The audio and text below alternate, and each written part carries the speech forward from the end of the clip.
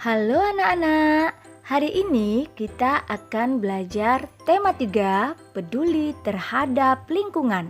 Subtema 1, hewan dan tumbuhan di lingkungan rumahku.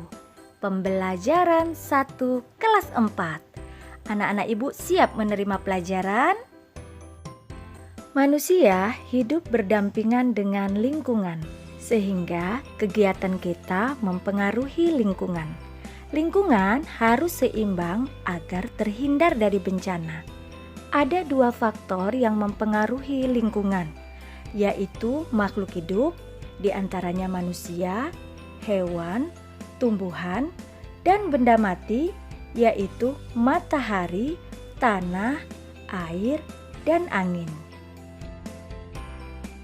Lingkungan ada 2 macam, yaitu lingkungan alami, seperti danau, sungai, dan lingkungan buatan seperti akuarium, waduk, dan empang. Ada 2 faktor yang menyebabkan ketidakseimbangan atau yang biasa disebut dengan pengganggu lingkungan, yaitu faktor alam dan yang kedua ada faktor manusia. Yang pertama, kita akan membahas mengenai faktor alam. Faktor alam disebabkan karena peristiwa yang diakibatkan oleh kejadian alam, seperti banjir. Hujan yang terus-menerus akan mengakibatkan banjir. Ada beberapa faktor yang menyebabkan banjir, di antaranya curah hujan tinggi, kemudian pasang air laut, dan sedimentasi di muara.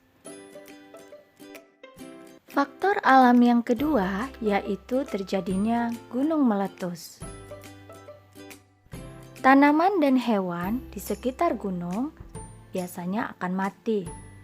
Tapi setelah terjadinya gunung meletus, tanah akan kembali menjadi subur.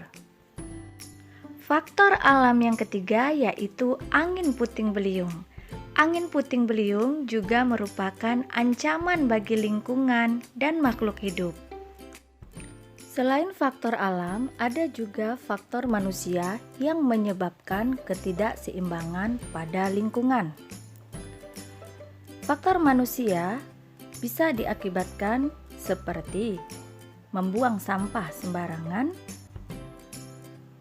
penebangan hutan, kurangnya resapan air, dan membangun pemukiman di bantaran sungai. Penebangan atau pembakaran hutan bisa mempengaruhi ketidakseimbangan lingkungan, seperti erosi, banjir, dan longsor, karena tidak ada pohon yang mengikat air. Hewan juga kehilangan tempat tinggalnya, dan hewan dan tumbuhan tertentu akan punah. Bahkan akan masuk ke pemukiman karena habitat rusak dan makanan juga habis. Penangkapan ikan dengan pukat harimau dan peledak akan mengakibatkan ikan kecil akan ikut tertangkap, sehingga mengurangi penangkapan berikutnya, dan akan mengakibatkan rusaknya terumbu karang. Penggunaan pestisida yang berlebihan akan mencemari tanah dan air, dan organisme tanah seperti bakteri dan cacing pun akan ikut mati. Ada berbagai cara untuk menjaga lingkungan, di antaranya melakukan reboisasi. Tahukah anak-anak apa itu reboisasi? Reboisasi adalah penanaman kembali lahan yang gundul untuk menghindari longsor dan banjir. Kemudian anak-anak ibu juga tidak membuang sampah sembarangan, terutama membuang sampah ke sungai ya. Hal lain yang bisa dilakukan untuk menjaga lingkungan yaitu melakukan tebang pilih. Tebanglah pohon yang sudah tua dan pohon yang masih muda dibiarkan lestari di hutan. Anak-anak ibu juga bisa mengurangi polusi air, udara, dan tanah.